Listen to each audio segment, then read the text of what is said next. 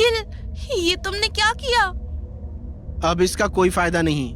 ये पूरा एप्पल तुम्हें अकेले ही खाना था। अब ये वेस्ट हो चुका है। इतना कहकर निखिल गुस्से में कमरे से बाहर चला जाता है। यार, ये निखिल एक एप्पल के लिए इतना गुस्सा क्यों हो रहा है? पता नहीं, आज सुबह से ही निखिल थोड़ा अजीब बिहेव कर रहा है। शायद काफी परेशान है। जैसे ही वो एप्पल खिड़की से नीचे गार्डन में गिरता है, गार्डन के एक पेड़ से काला धुआं नीचे आता है और देखते ही देखते वो काला धुआं उस औरत की आत्मा में बदल जाता है। अभी उस कमरे से कोई चीज नीचे आकर गिरी। मुझे देखना चाहिए वो क्या था। काफी देर से वहां से कुछ लोगों की जोर जोर से बात करने की आवाज आ रही थी।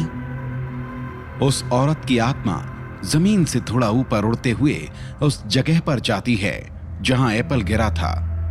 आत्मा खिड़की के ठीक नीचे खड़ी हो जाती है और उस एप्पल को देखने लगती है। ये क्या? ये तो एक सेब है, लेकिन ये कोई साधारण सेब नहीं लगता। इससे मुझे किसी तरह के काले जादू की ताकत महसूस हो रही है। मुझे इसे बाबा के पास ले जाना चाहिए। वहीं से देखकर बता पाएंगे कि इस पर कौन सा तंत्र किया गया है। जैसे ही वो आत्मा सेब को उठाने के लिए उसे छूती है, उसे एक अजीब सा झटका लगता है और वो सेब अचानक तेज चमक के साथ वहां से गायब हो जाता है। ये कैसा झटका था? और ये सेब अचानक गायब कैसे हो सकता है? अभी तो यही था। लगता है मेरा शक बिल्कुल सही था। इस सेब पर किसी प्रकार की तंत्र विद्या का इस्तेमाल किया गया था। मैं आज रात ही बाबा के पास जाकर उन्हें ये सारी बात बता दूंगी। वो आत्मा फिर से काले धुएं में बदल जाती है और उसी पेड़ पर वापस चली जाती है। शाम का वक्त था। शिल्पा और अक्षय एक कमरे में बैठे एक दूसरे से बातें कर रहे थे। यार, हम क्या सोचकर यहाँ आए थे, लेकिन यहाँ तो कुछ और ही चल रहा है। मुझे तो लगता है इस जगह में ही कोई गड़बड़ है। जो भी यहाँ आता है, पता नहीं उसके साथ क्या हो जाता है। हाँ यार, तुम सही कह रही हो। पहले देव और अंजलि यहाँ आए और यहाँ आकर उनका 4 साल का रिलेशनशिप अचानक टूट गया। फिर निखिल भी एकदम से बदल गया और अब तो शुभम भी थोड़ा अजीब बिहेव करने लगा है। मुझे तो लगता है हमें यहाँ से चले जाना चाहिए। कहीं इनकी मिसअंडरस्टैंडिंग दूर करते करते हमारे साथ ही कुछ गलत ना हो जाए। मुझे भी ऐसा ही लगता है। वैसे भी हम जिनकी एनिवर्सरी सेलिब्रेट करने यहाँ आए थे, वो तो अब साथ ही नहीं है। फिर यहाँ रुककर क्या फायदा? मैं आज ही शुभम से बात करता हूँ। उसे भी यहाँ आकर पता नहीं क्या हो गया है। उस डिवाइस को लेकर भूत पकड़ने के लिए पागलों की तरह यहाँ वहाँ घूमता रहता है। तुम उसकी चिंता मत करो, मैं आज ही उससे बात करता हूँ। हम तीनों कल ही यहाँ से चले जाएंगे। लेकिन मुझे ये समझ नहीं आ रहा कि देव को कैसे बताऊं कि हम उन्हें ऐसे मुश्किल समय में अकेले छोड़कर जा रहे हैं। अचानक कमरे का दरवाजा खुलता है और देव कमरे के अंदर आ जाता है। क्यों भाई, कहाँ जाने की प्लानिंग हो रही है?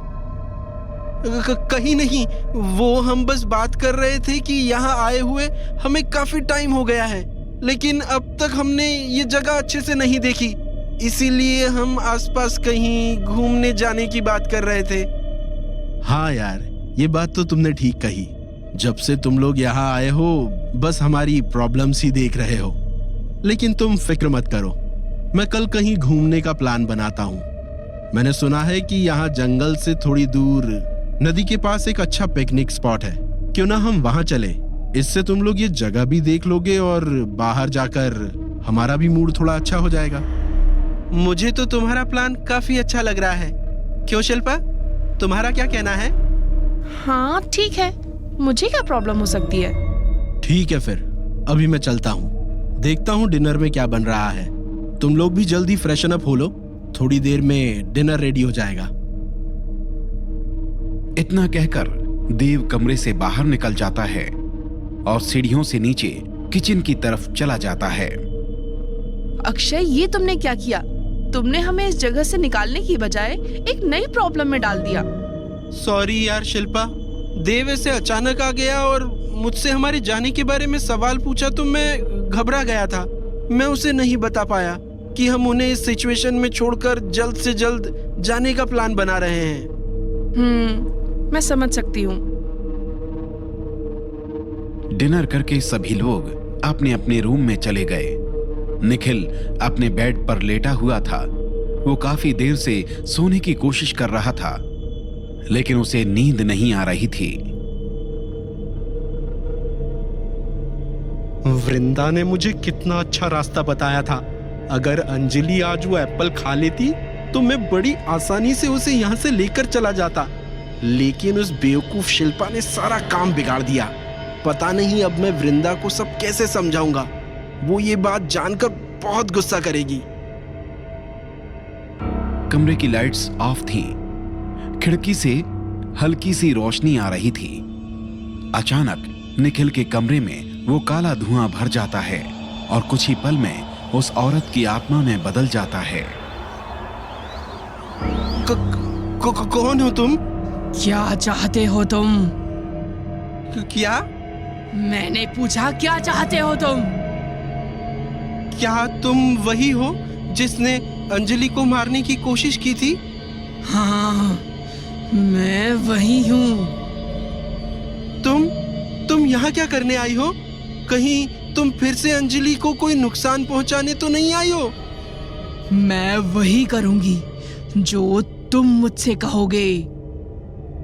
जो मैं कहूंगा? लेकिन क्यों? क्या तुम्हें वृंदा ने भेजा है? नहीं। तो तुम मेरा कहा क्यों करोगी? मैं नहीं जानती। मैं बस इतना जानती हूँ कि मुझे तुम्हारे आदेश का पालन करना है। बताओ, क्या चाहते हो तुम? ये क्या कह रही है? इसे मेरा ऑर्डर क्यों चाहिए? कहीं ये सब उस एप्पल की वजह से तो नहीं हो रहा जिसे मैंने खिड़की से बाहर फेंक दिया था? क्या वृंदा के वशीकरण मंत्र ने इस आत्मा पर भी असर कर लिया है? अगर हाँ, तब तो ये मेरी बात जरूर मानेगी, क्योंकि वो एप्पल मेरे ही हाथ से बाहर गया था। तो फिर बताओ, तुम क्या कर सकती हो? ऐसा कोई काम नहीं जो मैं नहीं कर सकती। क्या तुम मेरे लिए किसी को मार सकती हो? मैंने कहा ना, तुम जो आदेश दोगे मैं उसे पूरा करूंगी। बताओ, तुम क्या चाहते हो? देव को मार दो। ठीक है, आज की रात उसकी आखिरी रात होगी। इतना कहकर वो आत्मा फिर से काले धुएं में बदल जाती है और निखिल के कमरे से बाहर चली जाती है। आत्मा देव के कमरे की तरफ बढ़ती है। देव के कमरे की खिड़की खुली थी। औरत की आत्मा उस खिड़की से देव के कमरे में प्रवेश करती है। ये क्या? यहाँ तो कोई भी नहीं है। भला इतनी रात को ये कहाँ जा सकता है? देव जरूर इस महल में ही कहीं होगा। आत्मा पूरे महल में देव को ढूंढने लगती है, लेकिन देव उसे कहीं नहीं मिलता। जब आत्मा गेस्ट रूम के पास से निकल रही थी, तब उसे कुछ आवाज सुनाई दी। शुभम, अक्षय, शिल्पा और अंजलि वहां बैठे बातें कर रहे थे। थोड़ी देर पहले मैंने देव की कार की आवाज सुनी। क्या देव कहीं बाहर गया है? हाँ, देव थोड़ी ही देर पहले बाहर निकला है। लेकिन अंजलि, इतनी रात को वो गया कहाँ है?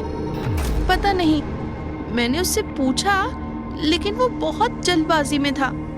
उसे किसी का कॉल आया और कॉल पर बात करते ही वो बहुत हड़बड़ी में कहीं निकल गया। मुझसे कहा कि सुबह वापस आएगा। शायद कोई जरूरी काम आ गया होगा।